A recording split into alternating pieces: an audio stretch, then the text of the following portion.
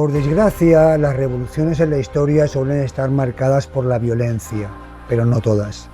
Hoy abordamos una en cuyo desarrollo una nación, sin pegar un solo tiro, se deshizo de una dictadura arraigada en el país por décadas.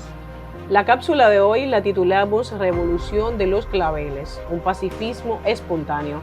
Somos Oscar Sasso y Daisy Toussaint y esto es Anécdotas de la Historia.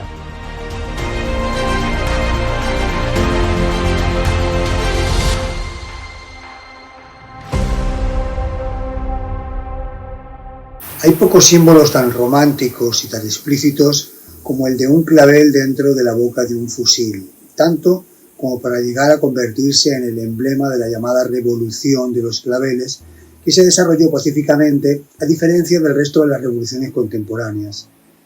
Solo hay que remontarse a la Revolución Francesa, por ejemplo, para recordar la cantidad de cabezas que rodaron bajo la guillotina, incluida la de los reyes, o la rusa. También acabó hasta con la familia de los zares al completo, la cubana con las luchas en la Sierra Maestra entre los guerrilleros y las tropas gubernamentales, por no hablar de la Revolución China y la mexicana, con más de 1 millón de muertos cada una.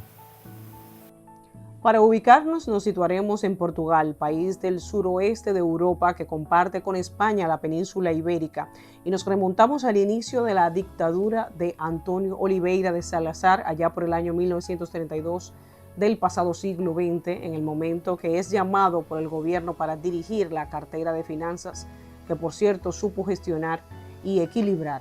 Eso sí, poniendo como condición de que le dieran carta blanca para hacer y deshacer según su criterio, como fuere, terminó convirtiéndose en primer ministro con todo el control del poder ejecutivo, llamando el Estado Novo a su proyecto político. Este personaje, ya convertido en dictador, simpatizó con la sublevación de Francisco Franco en España contra el gobierno democrático de la República en 1936, brindándole logística para las comunicaciones entre los ejércitos del norte y del sur, también expulsando a combatientes republicanos y cediendo armas al Ejército Nacional, además de unos 10.000 hombres conocidos como los viriatos. Aún así, siempre desconfió de Franco, porque si bien el gobierno de Portugal había mantenido una conveniente neutralidad en la Segunda Guerra Mundial, fundamentalmente motivada pues, por su histórica alianza con Gran Bretaña, también el recelo vino porque la indisimulada amistad de Franco con Hitler y Mussolini podría derivar en la potencial ocupación nazi de toda la península ibérica. Tras la Segunda Guerra Mundial se mantuvo en el poder haciendo una política de conservacionismo colonial con conflictos militares abiertos en Angola, Guinea y Mozambique, cuando estas y otras colonias trataban de independizarse, lo que a la larga provocó que varios sectores militares se mostraran contrarios a mantener aquella estéril lucha a miles de kilómetros con naciones que deseaban correr con su propia suerte. Por otro lado, los Estados Unidos ya no aprobaban este tipo de políticas coloniales y las metrópolis como Reino Unido y Francia dejaban de mantener el control sobre sus antiguas posesiones en ultramar, entrando en un proceso de franca descolonización. Para la década de los 60, la ausencia de libertades políticas y sindicales en Portugal provocaba que la izquierda se fuera organizando en la clandestinidad y se multiplicaran las protestas con la siguiente desestabilización del gobierno. Incluso hasta la derecha moderada se mostraba contraria a los excesivos gastos militares que desangraban la economía. Entonces, para 1968, estando António Oliveira Salazar de vacaciones en Estoril, ya con 79 años, sufrió una caída entrando en su bañera y al parecer quedó conmocionado. Aún así, dio órdenes expresas de ocultar el incidente, pero días después debieron internarlo. Entonces, a partir de entonces, la dictadura se mantuvo dirigida por Marcelo Caetano, aunque a Salazar le hacían creer que él era el quien mandaba todavía. Al final, el viejo dictador murió en 1970.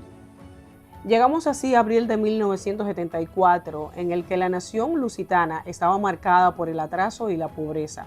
La población sufría, además de una brutal represión protagonizada por la policía política del régimen, que prohibía la libertad de filiación política y sindical, la libertad de prensa y, claro, la de opinión.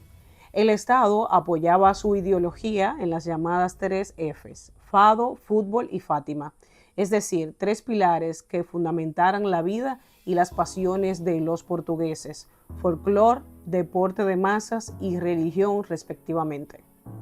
Pero un grupo de oficiales creyó llegado el momento de intentar la revuelta que pusiera fin a la dictadura más larga de la Europa occidental. En aquella ocasión, la radio jugó un papel preponderante.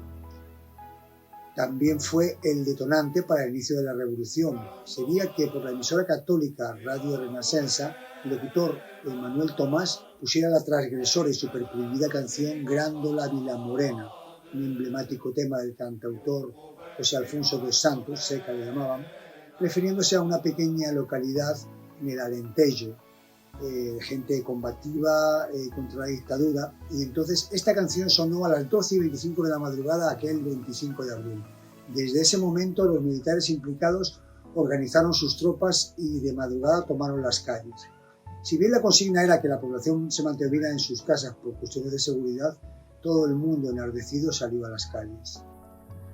A las 6 de la mañana, el locutor Adelino Gómez, represaliado por la dictadura, recibió una visita en su casa y cuando abrió lleno de aprehensión pensando que era la policía política del régimen, en realidad era su hermano informando que la ciudad estaba militarmente tomada.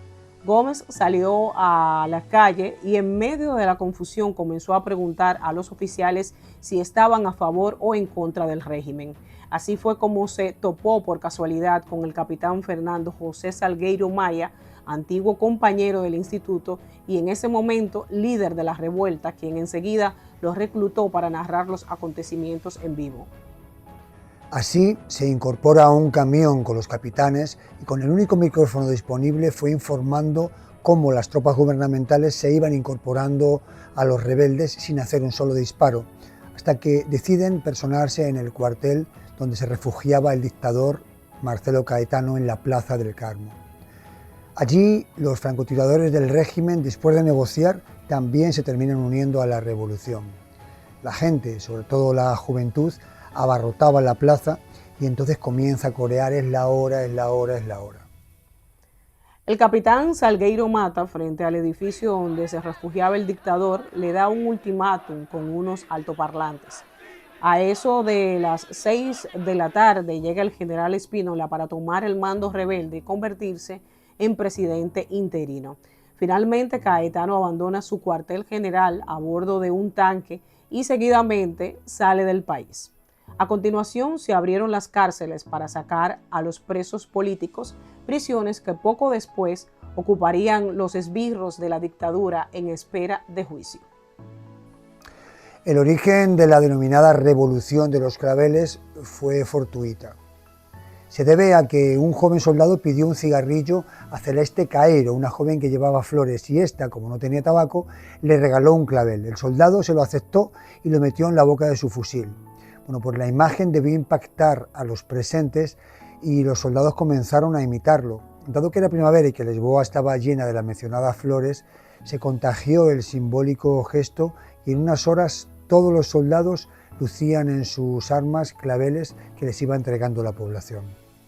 Puede que aquel símbolo casual y fortuito expoliara la conciencia colectiva lo suficiente como para comprender que la violencia era la peor manera de resolver el conflicto y para aceptar que la mejor función de un cañón era precisamente servir de soporte a una flor.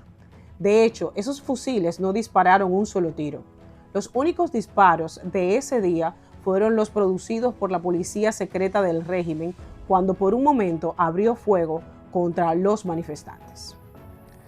El triunfo de la Revolución de los Claveles supuso el fin a más de 4 décadas de férrea dictadura, en un momento en el que los militares estuvieron más cerca del pueblo que del dictador, justo lo contrario que sucedía en España, cuyos militares estuvieron siempre más cerca del dictador que de la ciudadanía.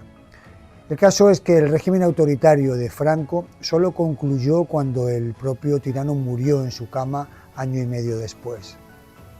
Dentro de ti, oh cidade, o poder que mais ordena,